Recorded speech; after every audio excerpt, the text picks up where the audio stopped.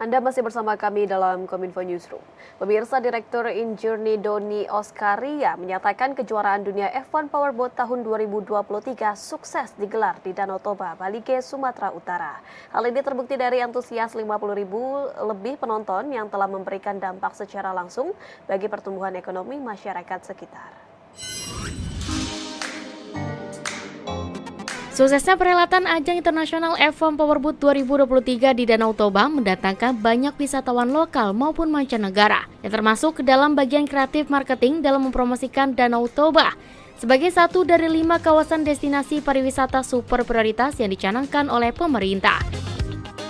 Direktur Injourney Doni Oskaria mengatakan event yang dipenuhi kurang lebih sekitar 50.000 penonton ini telah memberikan dampak secara langsung bagi pertumbuhan ekonomi masyarakat sekitar. Mulai dari penuhnya tempat penginapan sampai menjadi momentum yang tepat bagi para pelaku UMKM untuk memperkenalkan produk khas Indonesia kepada wisatawan mancanegara.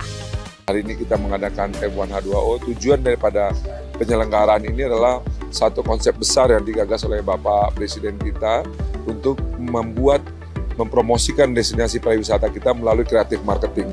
Event ini sendiri diliput oleh 15 TV station internasional dan akan ditonton oleh 128 juta orang. Dan kalau kita lihat, event ini juga dipenuhi kurang lebih sekitar 50.000 penonton yang tersebar mulai dari sini sampai ke seluruh pinggiran Danau Toba, dan ini kita melibatkan seluruh UMKM. Sehingga dampak ekonomi yang dirasakan oleh masyarakat itu sangat luar biasa, karena kita tidak memungut bayaran bagi mereka yang menonton di tempat-tempat yang disediakan oleh masyarakat. Jadi kalau dalam 3 hari ini di mana-mana seluruh masyarakat berpesta untuk merayakan F1 H2O ini, dengan demikian bahwa dampak ekonominya yang langsung dirasakan oleh masyarakat maupun pembangunan yang dirasakan kemudian. Sebagai tuan rumah ajang balap F1 Powerboat, saat ini Indonesia memiliki kesempatan yang sangat baik untuk meningkatkan citra dan daya tarik pariwisata Danau Toba di dunia internasional. Kita bangga sih kalau sebagai warga Toba sendiri, sampai saya merinding nih, karena ini pertama kalinya ada event internasional di tempat kita, serius.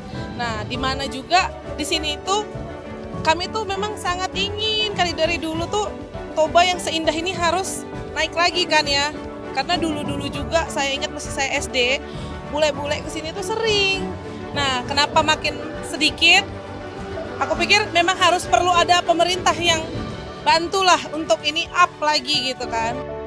Dari sisi pembangunannya, Kota Balige jadi semakin maju, dan kalau dari sisi ekonomi, masyarakat juga sangat diprioritaskan untuk berjualan, jadi kita bisa ada income lebih di F1 ini. Semoga dengan adanya event ini, kedepannya masyarakat Toba melihat ke depan apa yang kurang, apa yang perlu diperbaiki, keramahan, sopan santun, dan UMKM-nya juga bisa lebih ditingkatkan. Presiden Joko Widodo menilai ajang Formula One Powerboat Lake Toba 2023 memberikan dampak yang cukup positif bagi peningkatan ekonomi di daerah maupun nasional. Senada dengan hal tersebut, Menparekraf Sandiaga Uno juga menyebut bahwa sebanyak 25.000 wisatawan datang ke Danau Toba menjadi salah satu destinasi pariwisata super prioritas di Indonesia yang telah mendunia.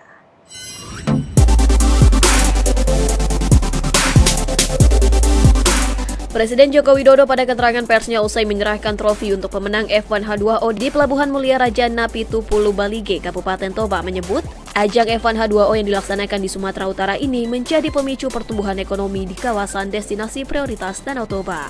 Dengan adanya ajang internasional yang diadakan di suatu daerah, maka akan memacu pertumbuhan ekonomi di kawasan Danau Toba, seperti pembangunan hotel dan juga restoran.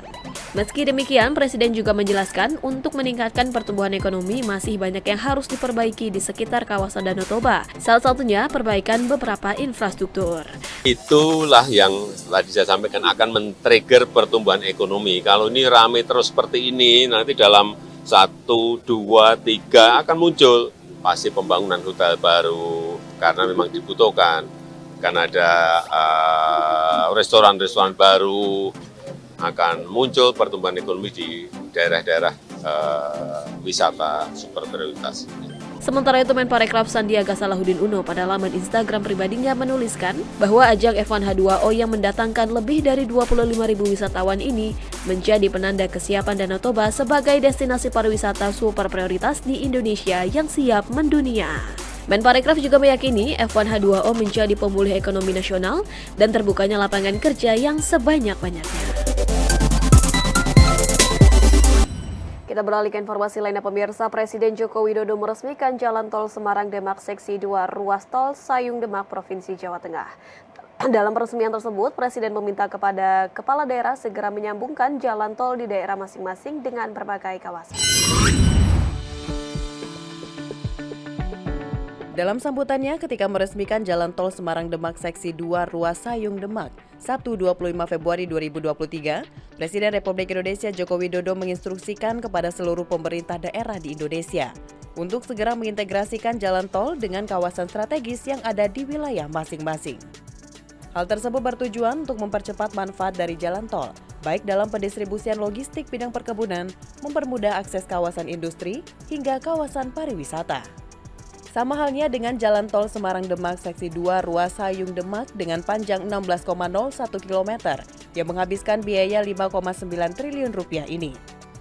Selain berfungsi sebagai tanggul laut yang dapat mencegah banjir rob, Presiden juga menginstruksikan pemerintah daerah Jawa Tengah untuk sesegera mungkin mengintegrasikan jalan tol dengan kawasan industri dan sentra-sentra produksi. Saya hanya ingin mengingatkan kembali bahwa seluruh jalan tol yang telah selesai di tanah air agar gubernur, bupati, wali kota segera menyambungkan, mengintegrasikan dengan kawasan-kawasan produksi yang ada di wilayahnya masing-masing. Baik dengan kawasan industri disambungkan, dengan kawasan pertanian disambungkan, dengan kawasan-kawasan perkebunan disambungkan, dengan kawasan-kawasan pariwisata disambungkan. Sehingga manfaat jalan tol betul-betul akan memberikan kecepatan, baik dalam transportasi logistik maupun dalam membawa produk-produk produksi dari pertanian, perkebunan, dan dari kawasan-kawasan industri yang kita miliki.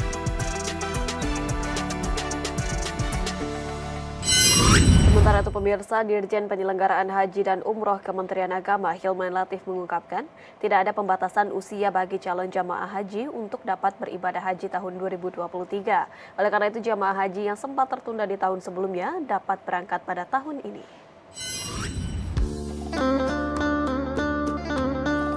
Pemerintah dan DPR secara resmi menetapkan biaya perjalanan ibadah haji 2023 menjadi 49,8 juta atau sekitar 20 juta lebih rendah dari usulan pemerintah 69 juta rupiah. Di samping itu pemerintah berhasil menyepakati kuota haji Indonesia sebanyak 221.000 orang jemaah. Kuota ini terdiri dari 203.320 jemaah haji reguler dan 17.680 jemaah haji khusus. Dirjen Penyelenggaraan Haji dan Umroh Kementerian Agama Hilman Latif mengatakan tidak ada pembatasan usia bagi calon jemaah haji untuk ibadah haji tahun 2023. Artinya, calon jemaah yang keberangkatannya tertunda akibat kebijakan batasan usia pada tahun sebelumnya dapat berangkat tahun ini. Bahwa jamaah yang tertunda tahun 2020 dan juga tertunda tahun 2022 karena ada batasan usia, insya Allah berkumpul di tahun 2023. Dan setidaknya kita akan memberangkatkan jamaah dengan usia di atas usia 65 tahun itu sekitar 65.000 orang.